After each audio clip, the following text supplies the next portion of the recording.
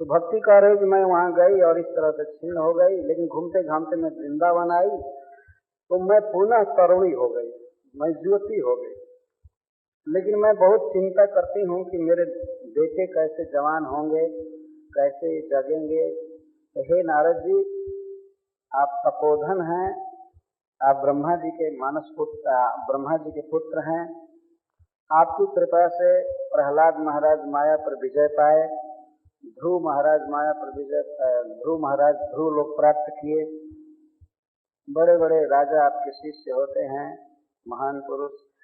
तो आप कृपा करके मेरा दुख दूर कीजिए, आप कोई उपाय कीजिए। आपके दर्शन से प्रायः शांति होती है, आप कुछ उपाय कीजिए। तो नारद जी को बड़ी दया आई, वे भक्त थे ही, भक्ति का दुख दूर करने के लिए वे उपाय करने लगे। उपाय करने में सबसे पहले उस ज्ञान वैराग्य को, दोनों बूढ़ों को जगाने लगे। अरे ज्ञान उठो, अरे वैराग्य उठो, कान में बोलते थे। जब नहीं उठे तब वेद वेदांत घोषे से गीता पाठ है मुहुर मुहुर प्रबोधितोपि।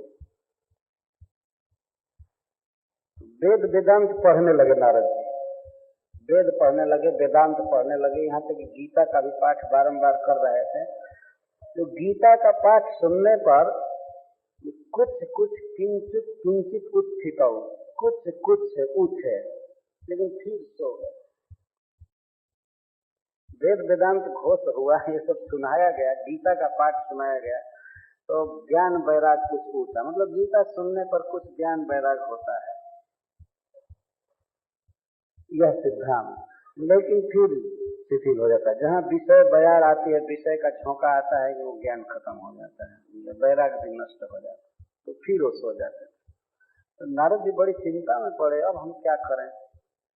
जो वेद वेदांत का घोष करने पर, पाठ करने पर, गीता पाठ करने पर भी ज्ञान वैराग नहीं जग रहे हैं, तो बड़ी चिंता में पड़े। तो भक्ति को उन्होंने कहा कि अच्छा ठीक है, तुम यहाँ धीरज रखो, यदि मैं भगवान का दास होऊंगा तो तुमको घर घर में प्रचारित करके रहूंगा।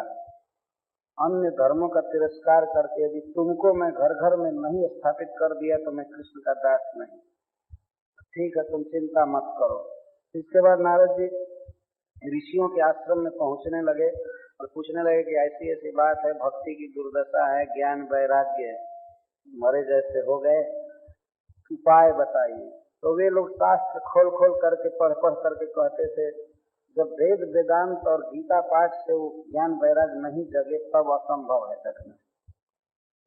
कुछ लोग तो ये सुनते थे कि नारद जी पूछने आ रहे हैं तो लोग भाग जाते थे कि हमारी बेइज्जती न हो, हम तो कुछ जानते नहीं, अब कौन सा साधन बताएं। नारद जी कह रहे हैं, उसी साधन को जानने के लिए मैं सोचा कि बद्रिकाश्रम में आकर तप करूं। भगवान नारायण मुझे बताएंगे, नर नारायण बताएंगे। आप लोगों से भेंट हो गई, मतलब 4 कुमारों से भेंट हो गई, तो आप सबसे बड़े साधु हैं, आप बताइए वो साधु। क्योंकि नारद जी जब ज्ञान वैराग को जगा रहे थे, भक्ति को सुखी करना चाहते थे, तो उस समय आकाशवाणी हुई कि हे नारद जी, आप ज्ञान वैराग और भक्ति को पुष्ट करने के लिए सत्कर्म कीजिए, अच्छा कर्म कीजिए, और उस कर्म का उपदेश आपको साधु पुरुष करेंगे, सत्पुरुष करेंगे।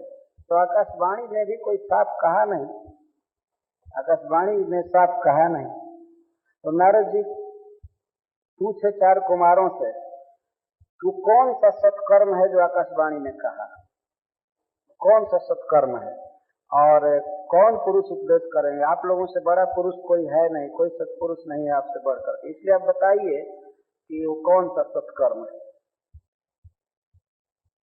तो 4 कुमारों ने बताया कि आश्चर्य है नारद जी कि आप इस प्रश्न को पूछ रहे हैं, आपको पता नहीं है श्रीमद् भागवतम का पठन और श्रवण ही सबसे बड़ा सत्कर्म है।